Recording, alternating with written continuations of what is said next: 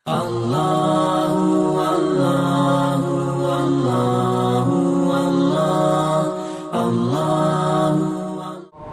کا کام اللہ ہی کے حوالے ہے۔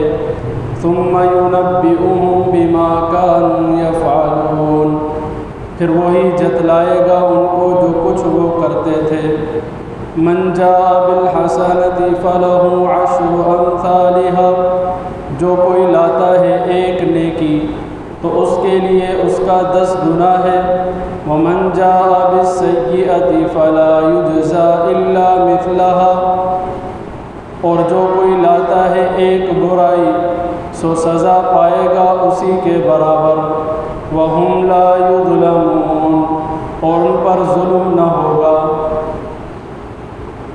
سورہ انعام کے اندر اللہ رب العزت نے مشرکین کے عقائد اور اعمال پر رد فرمایا ہے اور ان کے سوال اور اعتراضات کے جواب دیے ہیں، اور ان جوابات کے اندر یہ بات سمجھائی ہے کہ ہدایت کے لیے وہ قرآن کا راستہ ہے اور آپ صلی اللہ علیہ وسلم کی سنت کا راستہ ہے۔ اس کے علاوہ جو راستہ اختیار کرو گے وہ گمراہی کا راستہ ہے۔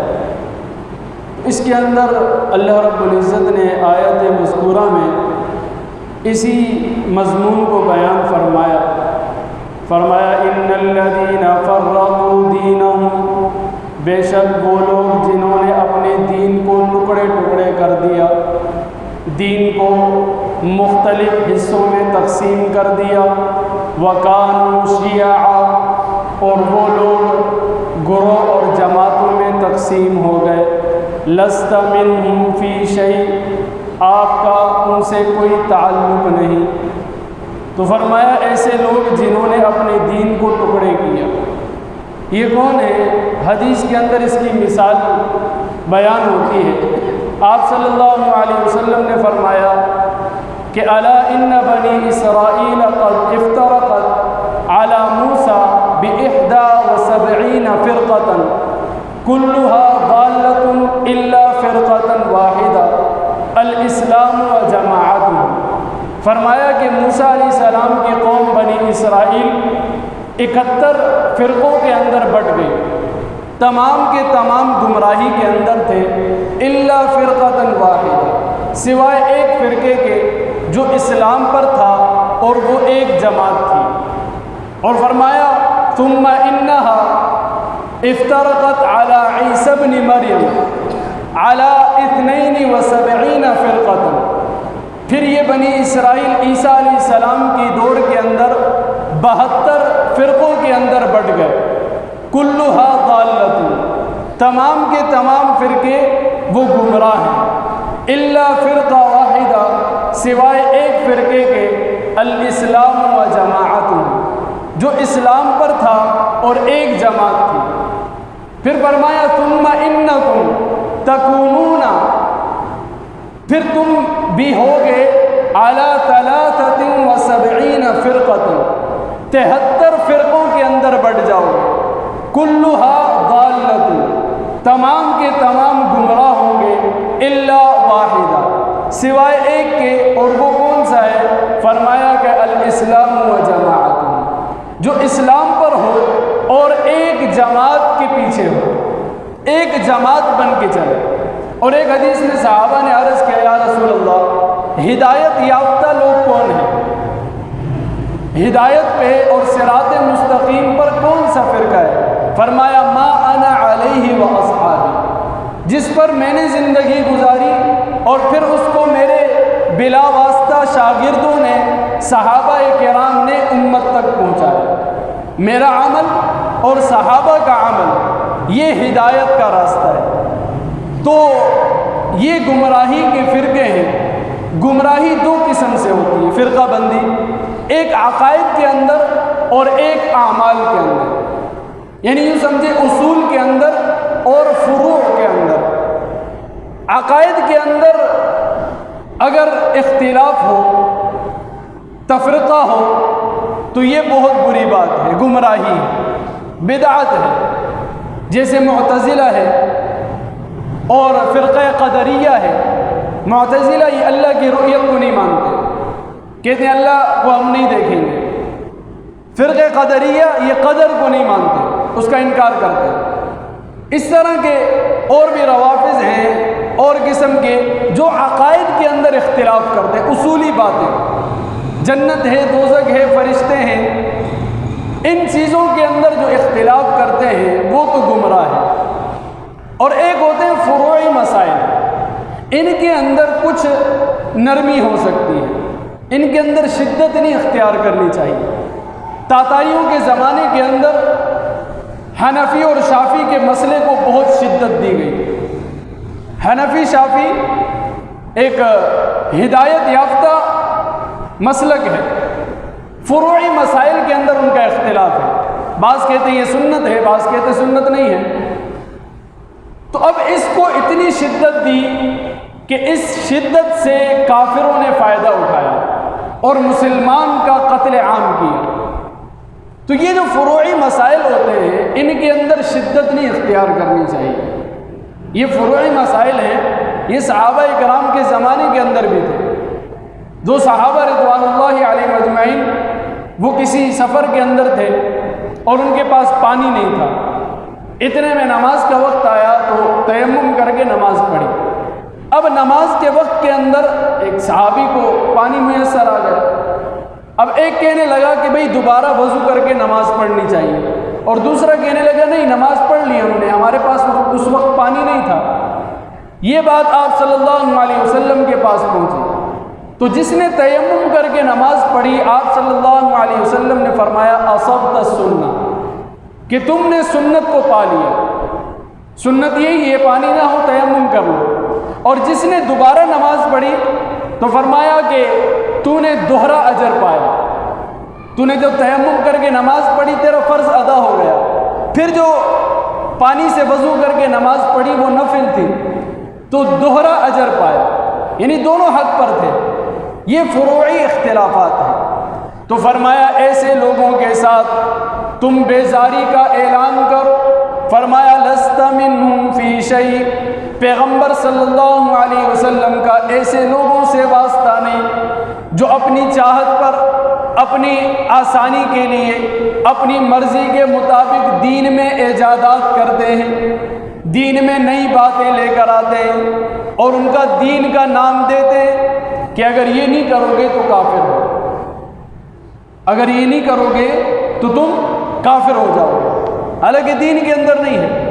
تم ضرورت سمجھ کے کر رہے ہو کرو، تم اپنی محبت میں کر رہے ہو کرو، لیکن اس کو دین سمجھنا کہ اگر کوئی نہیں کرے گا کافر ہو جائے گا، یہ دین کے اندر ایجاد ہے، دین کے اندر اضافہ ہے، تو یہ ناپسندیدہ چیز ہے۔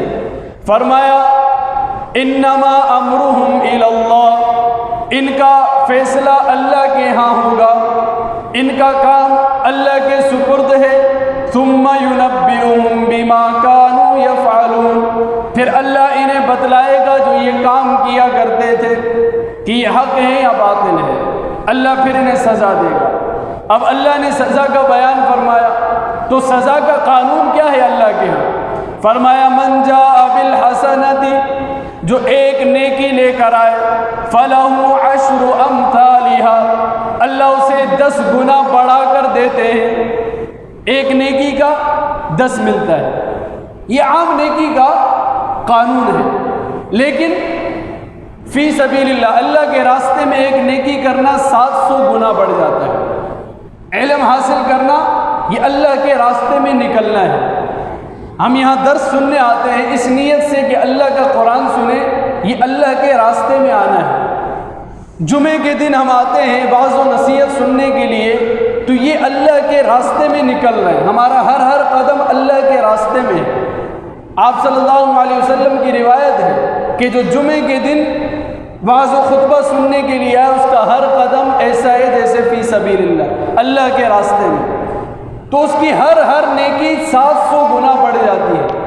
وہ عام نیکی نہیں ہوتی، اس کا پھر پلڑا بھاری ہو جاتا ہے۔ تو فرمایا کہ ایک نیکی کا اللہ بدلہ 10 گنا بڑھا کر دیں گے، یہ سب سے کم درجہ ہے۔ واللہ یضاعف لمن یشاء، چاہے بڑا چڑھا کر دے۔ اللہ کے خزانے لامحدود ہیں۔ فرمایا آپ صلی اللہ علیہ وسلم نے کہ اللہ کی ذات غفور رحیم ہے۔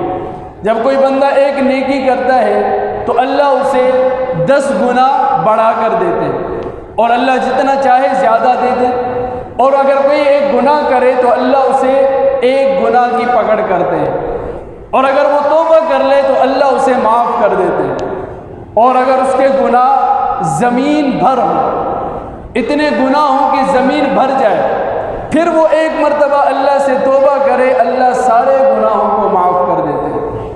اور فرمایا بندہ ایک بالش میری طرف آتا ہے، میں 1 ہاتھ اس کی طرف آتا ہوں۔ جب بندہ 1 ہاتھ میری طرف آتا ہے تو میں چل کر آتا ہوں، اور جب بندہ چل کر آتا ہے تو میں دوڑ کر آتا ہوں۔ یعنی اللہ کی رحمت دوڑ کر اسے گلے لگا لیتی ہے، یہ تو میرا بندہ ہے۔ تو فرمایا من جاء بالحسنۃ فلہ 10 امثالها، اور نیکی کون سی؟ وہ جو شریعت کے شرائط کے مطابق ہو، سنت کے مطابق ہو، اخلاص کے ساتھ ہو۔ نیکی کے اندر یہ ضروری ہے۔ اب نماز 4 رکعت ہے، 6 رکعت پڑھنا نیکی ہے، 2 رکعت زیادہ پڑھ رہے ہیں، لیکن سنت کے مطابق نہیں ہے، شریعت کے شرائط پورے نہیں ہیں، یہ نیکی قابل قبول نہیں ہے۔ آپ صلی اللہ علیہ وسلم نے فرمایا فَإِنَّهُ يَعِشْ مِنْكُمْ بَعْدِي سَيَرَى اخْتِلَافًا كَثِيرًا، کہ جو تم میں سے میرے بعد زندگی گزارے گا، میرے بعد کا زمانہ دیکھے گا، فَسَيَرَى اخْتِلَافًا كَثِيرًا، وہ بہت سے اختلاف دیکھے گا۔ یا رسول اللہ پھر ہم کیا کریں اس وقت میں؟ فرمایا علیکم بسنتی وسنت الخلفاء الراشدین، تمہارے لیے میرا طریقہ ہے اور میرے خلفاء راشدین کا طریقہ ہے۔ یہ سب سے امن والا دور ہے۔ یہ آپ صلی اللہ علیہ وسلم کے بعد اختلاف سے بری زمانہ ہے۔ حضرت ابو بکر کا، حضرت عمر کا، حضرت عثمان رضوان اللہ علیہ اجمعین کا زمانہ۔ تو فرمایا تمہارے لیے ان کا طریقہ اور میرا طریقہ ہے۔ فرمایا تمسکوا بہا، اس کو پکڑو، وعضوا علیہا بالنواجذ، اور کہا دانتوں سے اسے مضبوطی سے پکڑو۔ نواجذ کہتے ہیں داڑوں کو عربی میں، یہ ایک کنایتاً فرمایا۔ اب طریقے کو ہم دانتوں سے تو نہیں پکڑیں گے، لیکن داڑھ کے ذریعے سے جو چیز پکڑی جاتی ہے نا، بہت مضبوطی سے پکڑی جاتی ہے۔ تو اشارہ ہے کہ میرے اور میرے خلفائے راشدین کے طریقے کو اس طرح پکڑنا۔ جہاں تمہارے اندر اختلاف ہو جائے، بات سمجھ نہ آئے، تو میرے اور میرے خلفائے راشدین کے طریقے کو دیکھ لیں، تو نیکی وہ معتبر ہوگی۔ اور فرمایا وَمَنْ جَاءَ بِالسَّيِّئَةِ، جو ایک برائی لے کر آتا ہے، فَلَا يُجْزَى إِلَّا مِثْلَهَا، تو اسی کے بقدر اسے سزا دی جائے گی۔ کتنا کریمانہ قانون ہے کہ نیکی کی تو 10 گنا بڑھا کے دی، اور گناہ کیا، گناہ کا ارادہ کیا، لکھتے نہیں ہیں فرشتے۔ نیکی کا ارادہ کیا، لکھ لیا، چاہے نیکی کی نہ کی لکھ لیا، لیکن گناہ کا ارادہ کیا نہیں لکھتے۔ اور جب گناہ کر لیا پھر بھی فرشتے نہیں لکھتے، کہتے صبر کرو، ہو سکتا ہے توبہ کر لو، صبر کرو، عصر آ رہی ہے، مغرب آ رہی ہے، عشاء آ رہی ہے، رات کا پہر ہو سکتا ہے اسے خواب غفلت سے جاگ جائے اور توبہ کر لے، انتظار کرتے ہیں۔ کتنا کریمانہ قانون ہے۔ اس کے بعد بھی اگر انسان جہنم میں جائے تو اس سے بڑا بدبخت اور کوئی نہیں ہو سکتا۔ فرمایا وَهُمْ لَا يُظْلَمُونَ، ظلم کا وہاں قانون نہیں ہوگا۔ جو نیکی کی اس کا بدلہ ملے گا، جو برائی کی اس کا بدلہ ملے گا، نہ بڑا چڑھا کر ملے گا، نہ گھٹا کے ملے گا، بلکہ وہاں انصاف کا معاملہ ہے۔ دوسری چیز یہاں دیکھیں، اللہ نے فرمایا من جاء بالحسنۃ، جو نیکی لے کر آیا۔ یہ نہیں کہا کہ من فعل، جس نے نیکی کی، نہیں، نیکی کرنا آسان ہے اور برائی بھی کر لی، لیکن موت تک اس کو سنبھالنا اور موت تک برائی سے توبہ کا آپ کو آسرا ہے۔ تو جب تک موت ہے، دونوں پلڑے جو ہیں آپ کے وہ خطرے میں ہیں۔ آپ کی نیکی بھی ختم ہو سکتی ہے اور آپ کی برائی بھی بڑھ سکتی ہے۔ جیسے فرمایا لا تبطلوا صدقاتکم بالمن والاذی، صدقہ اور خیرات کو جتلا کر، احسان جتلا کر ختم نہ کرو۔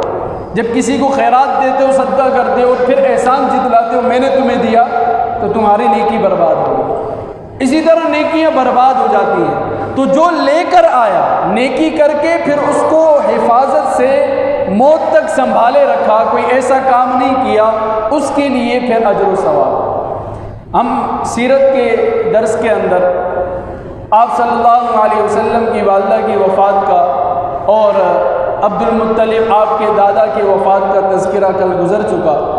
آپ صلی اللہ علیہ وسلم کی عمر 9 سال تھی کہ آپ کے دادا کا انتقال ہوا۔ پھر آپ ابو طالب کی کفالت میں آئے۔ آپ صلی اللہ علیہ وسلم کا بچپنا، لڑکپن اتنا شریفانہ، اتنا اخلاقانہ تھا کہ عرب بھی اس کے اعتراف کیے بغیر نہیں رہ سکتے تھے، حتیٰ کہ آپ صلی اللہ علیہ وسلم کو امین کا لقب دیا کہ آپ صادق الامین ہیں۔ ایسے کریمانہ اخلاقانہ صفات تھی اور بے حیائی سے دور تھے۔ آپ صلی اللہ علیہ وسلم کی عمر جب 15 سال ہوئی تو حرب الفجار ہوئی، قریش اور قیس قبیلے کے درمیان جنگ ہوئی۔ تو آپ صلی اللہ علیہ وسلم چونکہ چھوٹے تھے، 15 سال کے تھے، تو آپ صلی اللہ علیہ وسلم اپنے چچاؤں کے ساتھ مدد کرواتے تھے، تیر اٹھا کے دیتے تھے تاکہ وہ تیر ان پر پھینکے۔ تو آپ صلی اللہ علیہ وسلم نے اس سے بہادری اور جنگ کی ترتیب سیکھی۔ اسی طرح آپ صلی اللہ علیہ وسلم کے ابو طالب کے ساتھ سفر ہے شام کا۔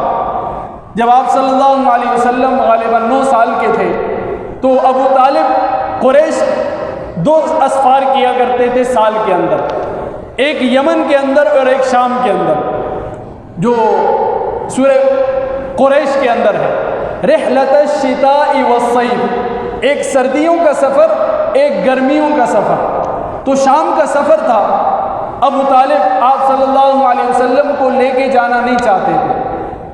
آپ صلی اللہ علیہ وسلم بڑے غمگین تھے کہ ماں باپ کا سہارا پہلے چلا گیا، دادا کا سہارا تھا وہ بھی چلا گیا، اب چچا جان بھی جا رہے ہیں۔ بچہ ہوتا ہے، سہارا ہو، وہ جب کہیں جا رہا ہو تو غمگین ہو جاتا ہے۔ تو ابو طالب نے کہا کہ بیٹا دیکھو میں سفر پہ جا رہا ہوں، آپ کو لے نہیں جا سکتا۔ لیکن آپ صلی اللہ علیہ وسلم کی حالت دیکھ کے آپ صلی اللہ علیہ وسلم کو ساتھ لے جانے کا تہیہ کیا۔